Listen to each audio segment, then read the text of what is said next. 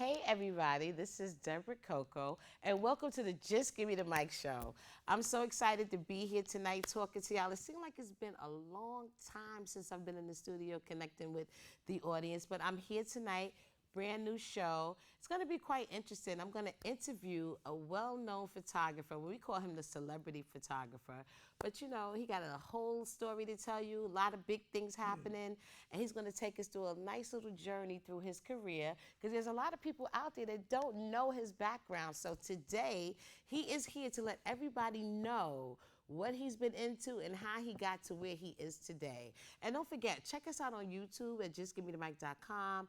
Got like 5 Facebook group pages. You can also find out a lot about the shows and upcoming events. We're still doing our 16 bars with video music box and boat rides, hosted events, showcases. So much is going on in 2017. And also different collaborations. So look me up, Debra Coco on Facebook.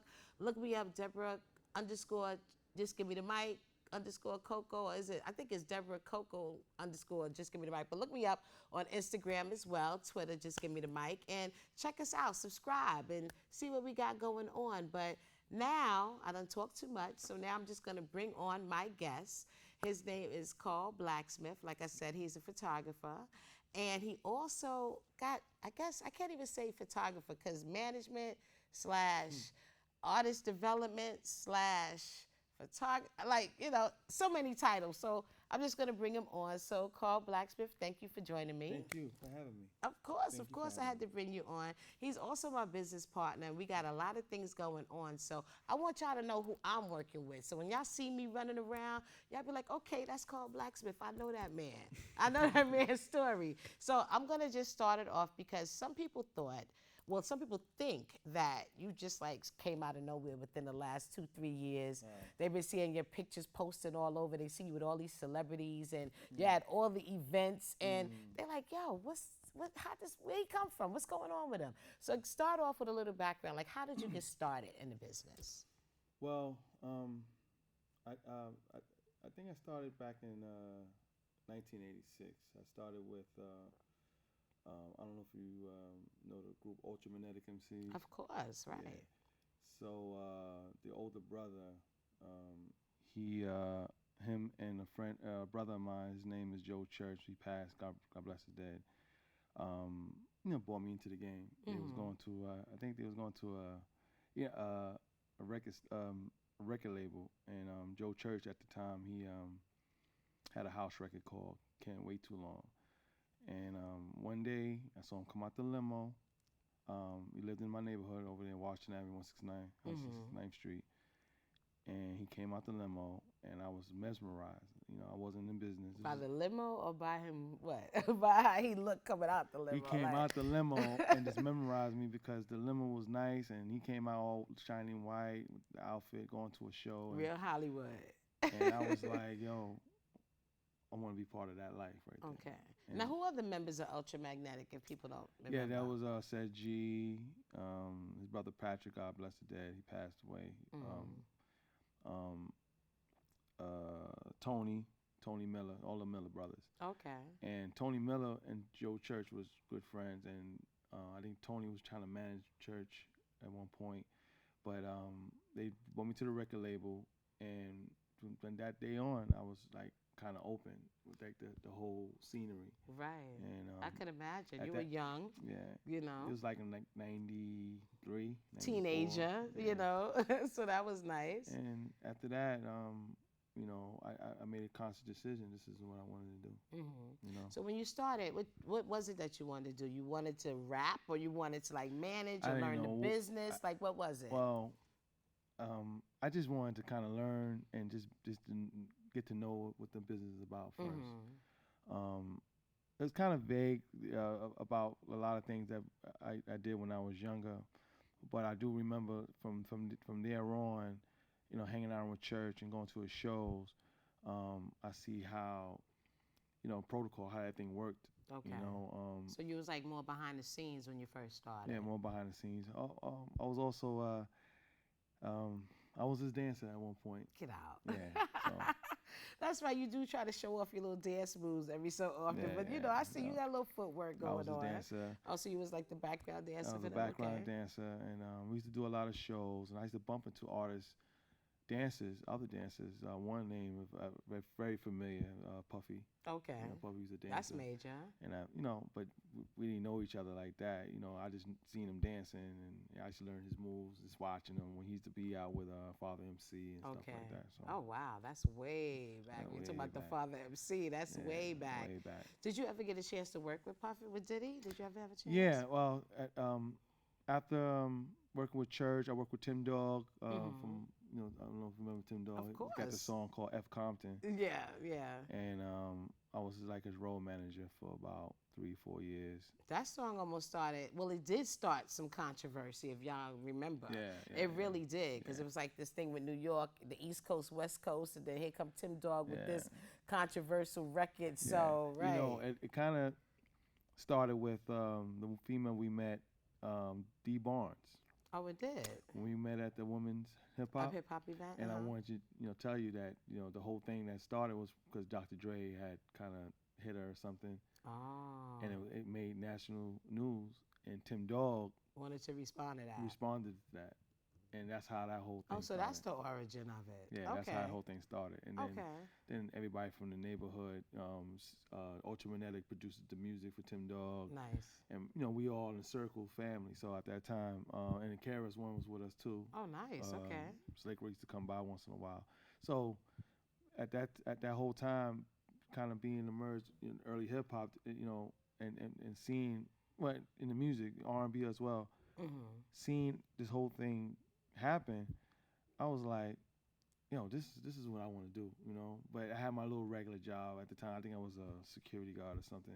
Okay, that was important because people didn't know how the money was really coming in, right? Exactly. And then at that time we was carrying crates. There was no, of course, no social media, nothing. Everything we had stickers and we had snipes, and It then used to be real street team for parties. Like it was Exactly. not you couldn't go on Facebook and just blast Nah, posts. nah. You had to go out and physically, you know what I mean? Put a flyer in each person's hand and tell them Yeah. about what was going on. Yeah. So that was a lot of work back then. So I think right after that, I think I hooked up with. I was managing my first group, Tongues in the Attic. Tongues in the Attic. That's the Okay, name of what the song group. did they do? They had this song called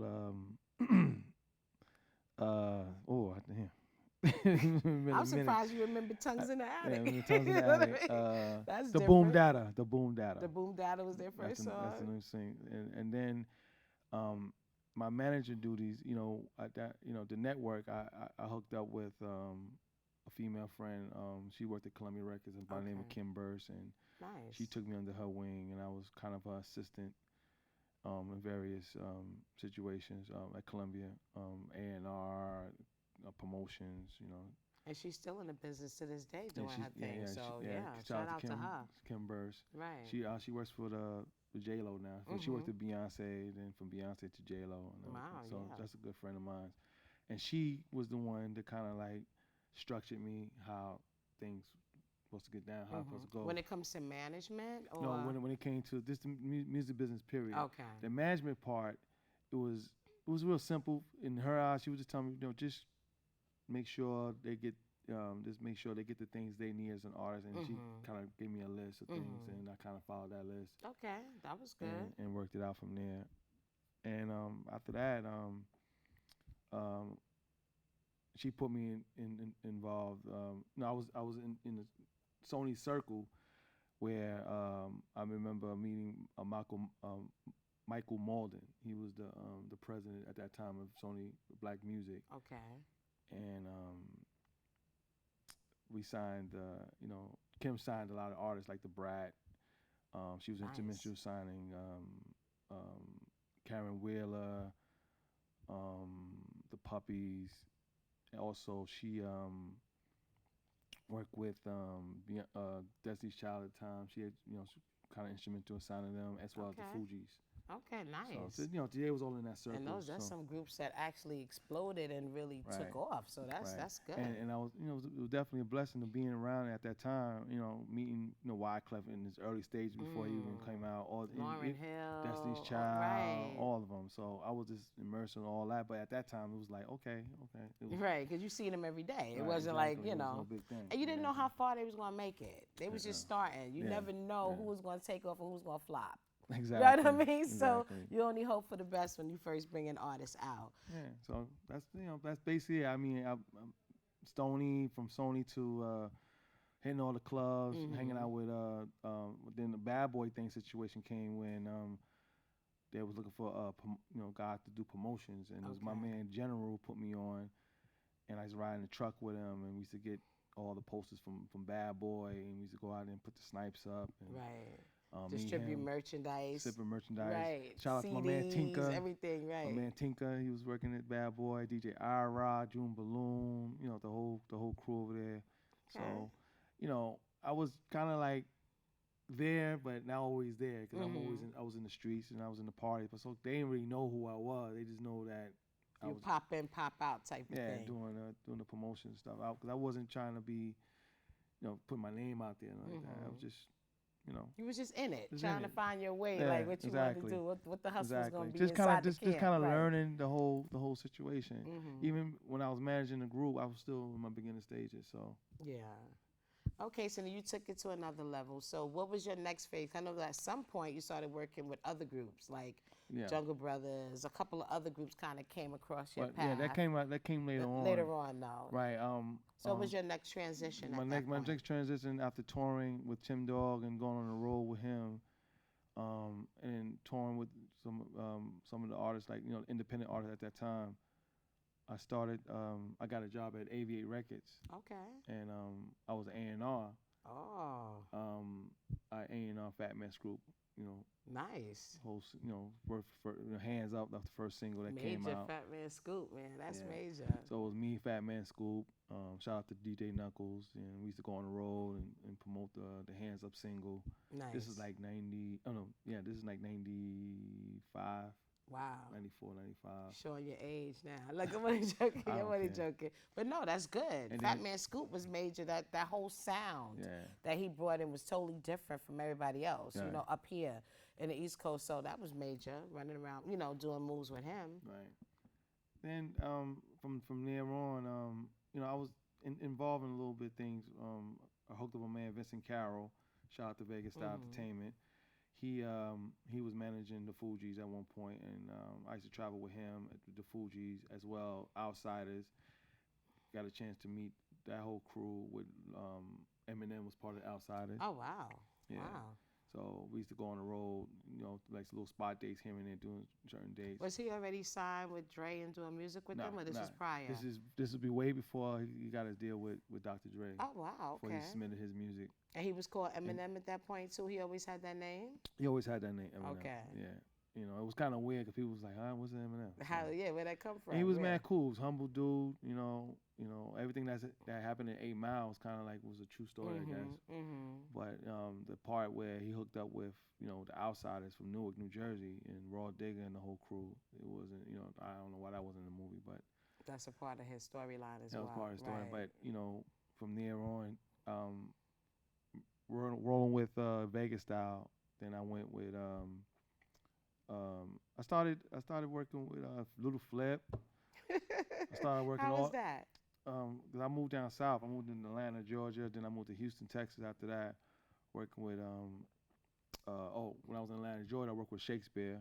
Okay. Shakespeare was a producer that produced. I heard about him. Yeah, he produced Destiny's Child, Usher, everybody. A lot of major people. So the group he had signed at the time was friends that grew up in my neighborhood named Pablo and Omar. They was called Ill Misery.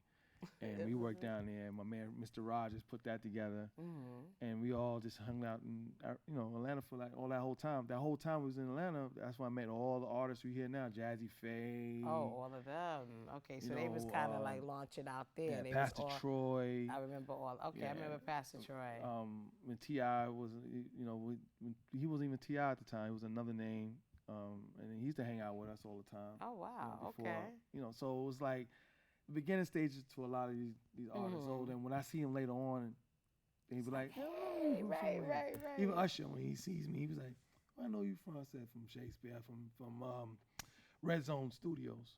From my observation, from working with you now, I see all of those, associations that you had back then is definitely coming in handy because, a lot of times you be like, hey, so and so, we get interviews, it works. It definitely works in the favor to have those prior associations and to have done good business with them. Because it's not like they see you and they like, look, get out of here. They like, they like, yo, what's up? Where you been at? They want to talk and connect. So Exactly. that's important in the business, networking and keeping good relationships. That's one, we're going to give some key points during our interview today.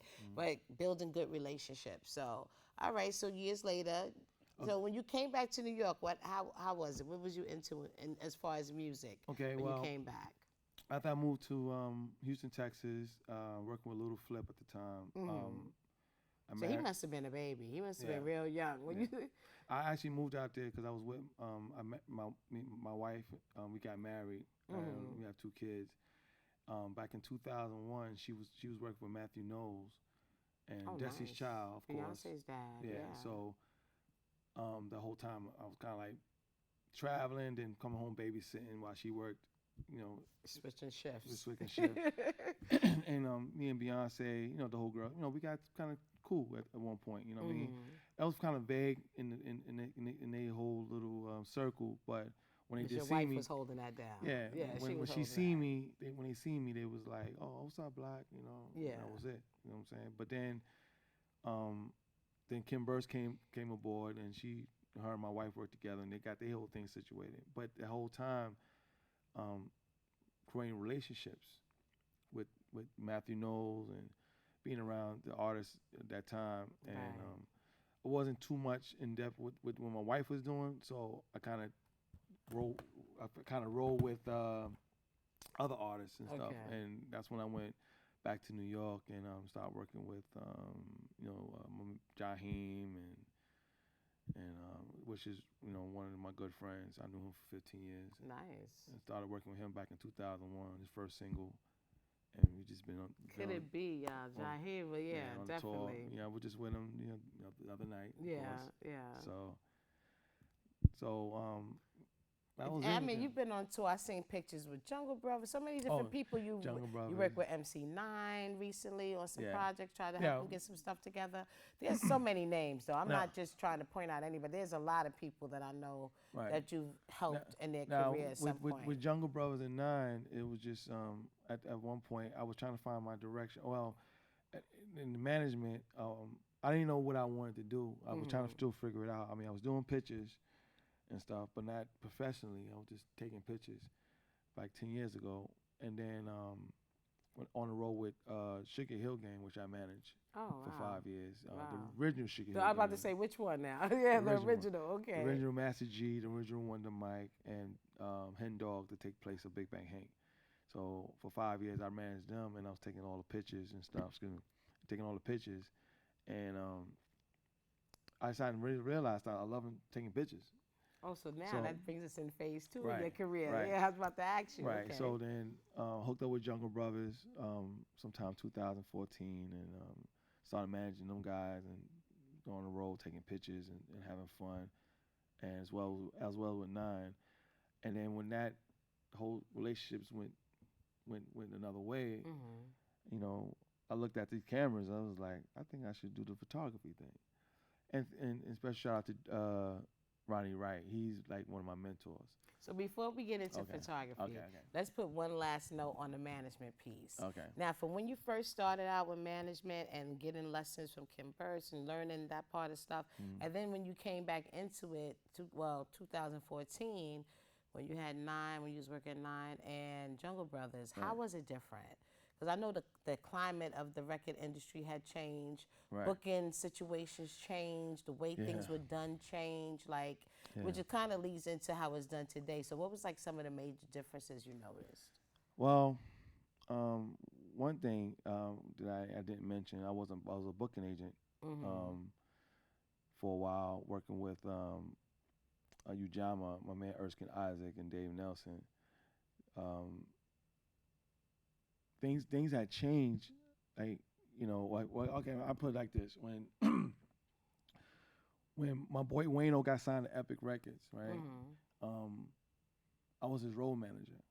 So at that time, uh, you know, my nose was wide open just being on the road and seeing more different things on a more professional level. International level. Right. Because we on Epic. Right. And then I started seeing the different opportunities that was opening up for me that I was kind of interested in, which is the booking. And Erskine Isaac, he kind of like showed me how to book and do this. And, it was kind of like real simple. I kind of knew how to do it. My man Wayne that worked at Erskine, I forget his last name, Wayne, Erskine, Isaac, and Dave, to kind of show me the ropes. Okay. And when I did my own thing, I started, we book old school hip hop, and I started booking Sugar Hill Gang at the time, managing them. And then things started changing when I started doing the bookings. People call me all the time, like, yo, you need to book us too, I'm booking Melly Mel, and I'm doing all the old school guys. And when those shows wasn't really too coming in too much, then I started really going to the next scale. The next level, yeah. Next level, working with the more major artists. So you've seen people be hot and then kind of fizzle out. And fizzle out. Well, the old school, and most of the old school, they stay working. It's just that the money is not where it need to be at for them. But the smart thing that opened up was that international channel. Was the international channel. Yeah, so if you had real good international connects, you could have really opened up a whole new doorway for yourself. So and that's another thing on the marketing side, on email marketing side. I gathered so many emails from I think around 2000 to now, and I used to do email blasts. So I used to do the poster, put the artist on there, put my contact on the bottom. He's available for bookings. Put it through the system, and my email blast consisted of like 300,000 emails. A lot. That's a lot. Pressed the button and sent it out, and then all the calls, and I mean I just get these long numbers. I'm like, who is this? And he said somebody from Sweden calling. See, that's nice. And the shows was coming in crazy. But today it's not the same, right? It's kind of, is it the same to be a booking agent, to be able to reach out and call? It's like you got to talk to one person to get to one person. It's like layers now. Well, I'm gonna keep it 100. Reason why I stopped booking because usually when you become part of a booking agent, you got to become you have to get a license. You got to get the ID and everything. Like people's hustling so much now, they go past all that. They was like, do their thing, and then the artists get hungry when a lot of agents have a lot of artists and they ain't focused on certain artists, and the artists get feeling some type of way. They started reaching out to people that know how to book, right like me, and then from exclusive to non-exclusive, they want to work with you. And see, that's the thing, because sometimes when you work with a booking agent, they tack their fee on top. Right. And then when a venue or a promoter calls and say, I want to book this artist, exactly, a couple of $1,000 more. So sometimes it's easier for the one-on-one access to have with the artist. Right. All right, so you did that. So, we can't get too much into the booking thing because you're still doing that, and we don't want to give up all your secrets and everything. So we're going to fast forward to today. Grind Kings Photography. Okay. So let's talk about what's going down with Grind Kings, some of the ideas that you have for your company going forward. Okay, 2007, I was in Arizona. I think I went down there because of DMX. DMX, he wrote me. I still got the letter. He wrote me and said, yo, I need you to hold me down. I can't reach nobody real quick. Hold me down. He wrote me, and through a mutual friend. And I'm about to come home. I need you to hold me down, basically. So I packed my bags, made it happen, made some calls. Go on. And I went down to Arizona. We picked him up at Yuma, Arizona. I remember that.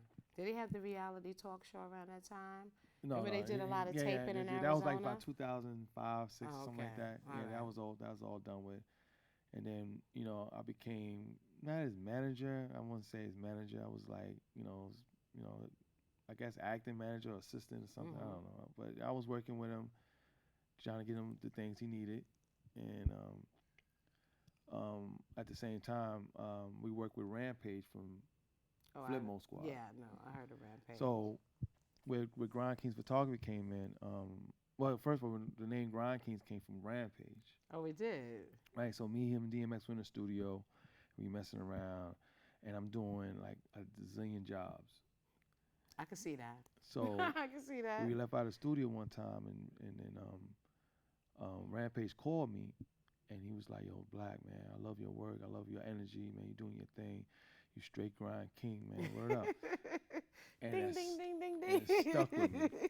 Right. Shout out to Rampage. Rampage. And I'm your partner today, and I could say, out of most of the people that I've worked with, you grind. I'm not even going to tell you how this man grinds, okay? He gets in there, he makes it happen. Yeah. It's really a no with you. You'll find a way to make it happen. That's a true person on their grind. And that because, watching, like I remember back in the day when I used to see Puff walk his way in the clubs and other artists, other celebrities and managers and stuff. I see how they work. I'm just sitting there watching. I'm like, oh, okay. It's like you like watched today. and you paid attention. I paid attention. This man paid attention, y'all. I picked all that up, and so today, some people know how to do it, but you gotta really have that.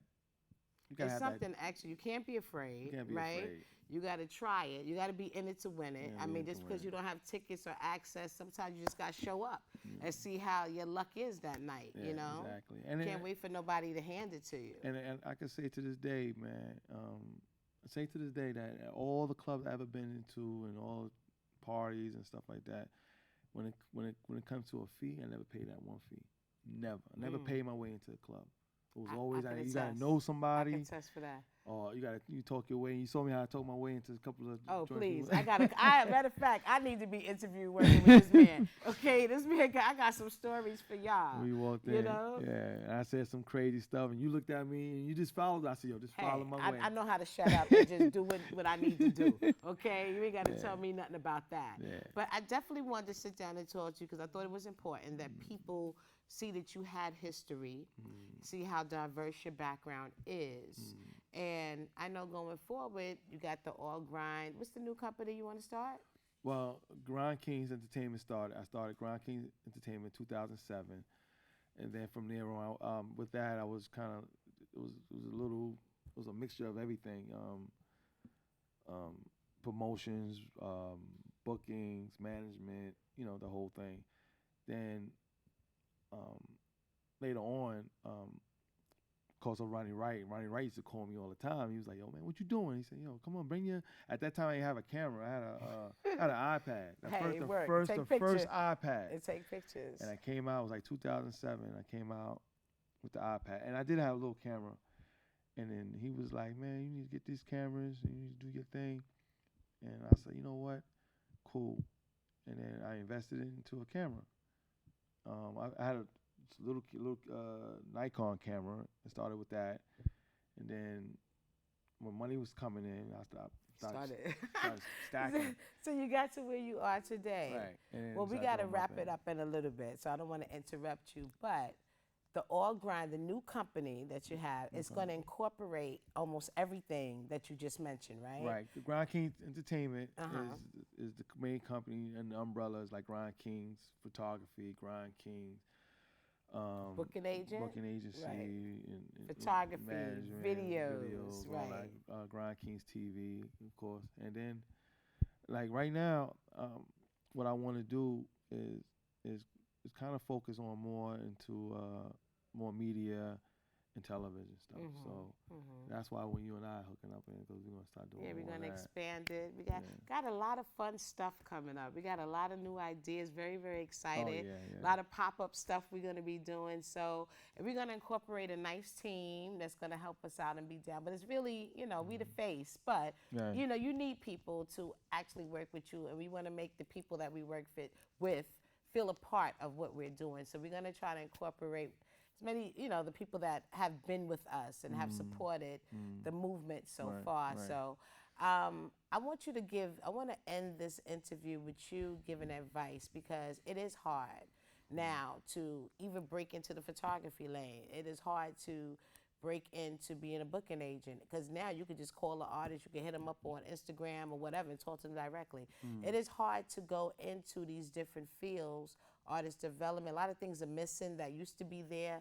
So for a new person coming in, trying to find their way, and what are some of the, give them like 3 good pointers if you can, if something comes to your mind, 3 good points that you would tell someone that they would need to do, or a course they need to take, or something that has helped you, you know, as you've been moving along. One thing is that you make a good contact. Try to keep your contact. Right. Develop a good relationship with that person if you can. Don't try to be too aggressive when you meet somebody that of interest that can help you. Right. You know, people hate that too much. You know, everybody always say, you know, you gotta be a little aggressive and stuff. You can Don't do be that. groupie Don't about be a it. groupie Yeah, about don't. it. Yeah, don't be on That's- top of them, calling them all day one- long. They don't like that. That's so whack now. You know what I mean? You So got that's one. you got social media for that. Right. Right. Two, you know, if you really trying to do this business, you know, follow up and do your research on business. You know, and you know, set up accounts, whatever accounts you want to set up. You know, people use PayPal nowadays. Know about contracts. Know about contracts. Have meetings with people that are actually doing what you want to learn That about, whole so you thing. could get some insight, you know, Right, from right. somebody that's doing it. Right, Sure. right. And you know, I don't do interviews too much. So I'm a little, you know. I got But you. That's my job. but I think the last thing would be always remain humble in this game, man. Right. You know, and just try not to do too much, but to just learn and shut your mouth and then watch. Right. You know, that's how I learn. I just watching. And Okay, so doing my promote thing. your websites too, so they know where to Okay. go find you. All right. Right now I'm promoting Grind Kings Photography. This is what I love to do. This is my hustle. Grind Kings Photography at .com, Facebook. My personal Facebook is Carl Blaksmif Smith. But if you wanna, you know, just kick it. You know, I'd rather for you to contact me through the website. You know, Twitter, Instagram. Instagram is just Blaksmif, BLAKSMIF. But Okay. right now, just remind everybody right now, just stay focused, man. Life is just too short. Stay focused on, you know, whatever you're trying to do, but also spread love at the same time. You know what I mean? Right. And I'm gonna try to spread as love as I can, but I know I get a lot of damn calls, man. Because they Yeah. like you, they see you I grinding. get a lot of calls, but I mean, I love everybody. You know, let's just try to work, man. Let's try to Just- work. try to That's work. it. Stay focused. And also talk to her, man, cause she's the bomb. Thank you. She's the bomb, man. Well, thank you for joining me today. I definitely appreciate it. All right. And look out for our postings and so much that we have coming up. And I just want to say good night to everybody and thank you so much for tuning in. I hope you learned something. I hope when you see this man, my guest, Mr. Cosby, if you ask him something, show that man some respect. Put some respect on that man's name. Respect You on know? his name. Right. And make sure you Put check out the respect on the social name. media. Just give me the mic. Like I said, YouTube, Instagram, Facebook. Look for me, Debra Coco, on Facebook. And write to me at justgimmethemic12@gmail.com if you want to be a guest on the show, or if you want to be in our database to be included with our upcoming events, y'all. Again, this is Debra Coco. I am your host. Just give me the mic, and thank you for watching. Good night. Peace. That was good. Hands was my best critic. Oh, we need one quick picture before we leave. That's it. Go to your camera, one quick, because we don't have nobody, you know, all my helpers are going handle. I had to look, you wonder why? He bust my chops, Carl. Who? This man here.